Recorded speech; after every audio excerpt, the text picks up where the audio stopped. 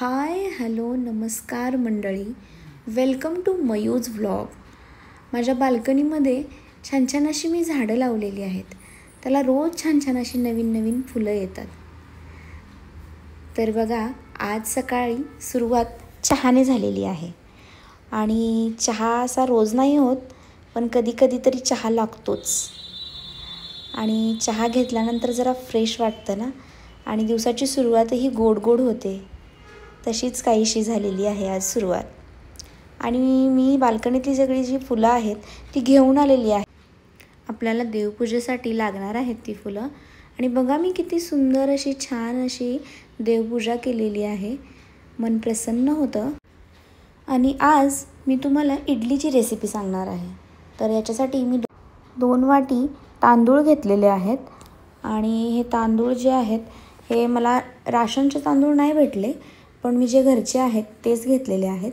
आणि ते स्वच्छ पाण्याने 2-3 वेळा धुवून घेतलेले आहेत. आणि तांदूळ स्वच्छ धुतल्यानंतर असे पाणी घालून त्याच्यावरती झाकण ठेवून द्यायचं आहे.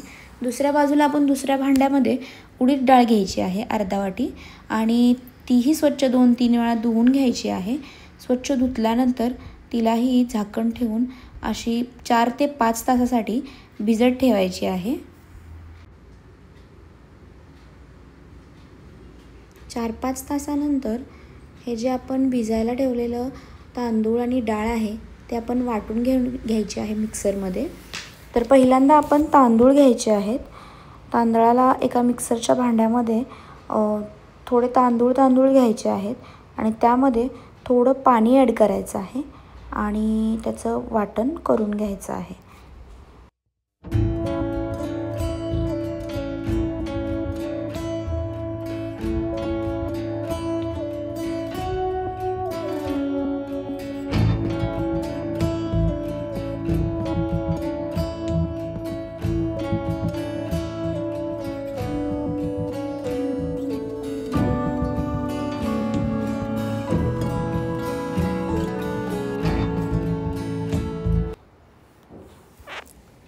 तर आता आपण हे जे मिश्रण केलेलं आहे ते आपण एका भांड्यामध्ये काढून घ्यायचं आहे. इकडे बघा, उडीद डाळ ही आपली जी भिजलेली आहे तीही मी घेतलेली आहे. आणि तिलाही बारीक करायचं आहे थोडं पाणी घालून. मग अशी मी तांदळामध्ये थोडे अर्धी वाटी पोहे घातले होते. तुम्ही डाळीसोबतही घालू शकता. आणि जे आपण उडीद बारीक केलेले आहेत तेही आपण या तांदळाच्या पिठामध्येच घालून द्यायचे आहेत. आणि छान असं फेटायचं आहे. तुम्ही चमच्याच्या सहाय्यानेही देखील फेटू शकता. अगर तुम्हाला हाताने फेटायचं असेल तर त्यानेही फेटू शकता.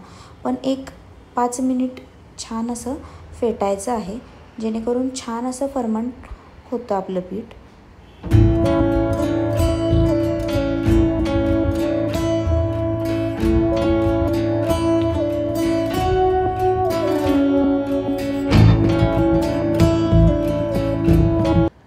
पीठ जरा जाडसर वाटत असेल तर थोडं पाणी घालून त्याला छान असं फेटायचं आहे.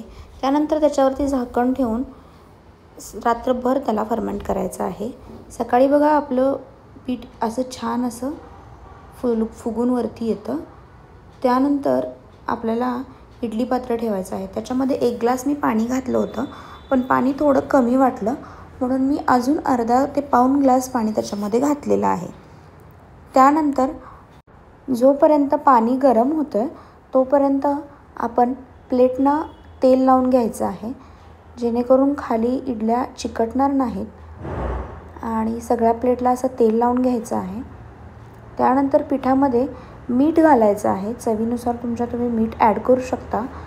आणि छान असं एकजीव करून घ्यायचं आहे मिश्रण जे आहे ते. तोपर्यंत आपल्या इकडे पाणी देखील उकळलेलं आहे.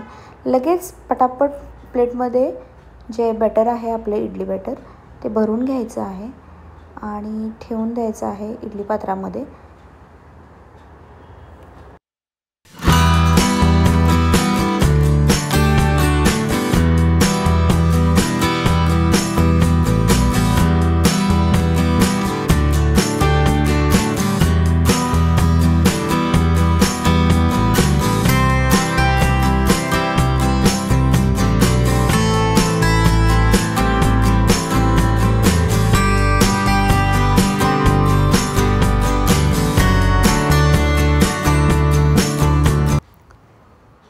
ते 12 मिनिट छान अशी स्टीम द्यायची आहे.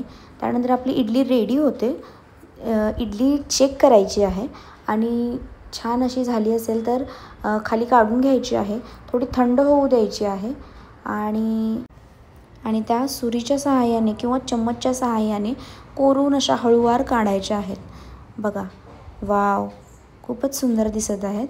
फुगून वरती आलेल्या आहेत आणि सुरीच्या सहाय्याने काढल्यानंतर आपल्या मऊ लुसलुशीत इडल्या रेडी आहे आणि इकडे आपले सांबरही रेडी आहे.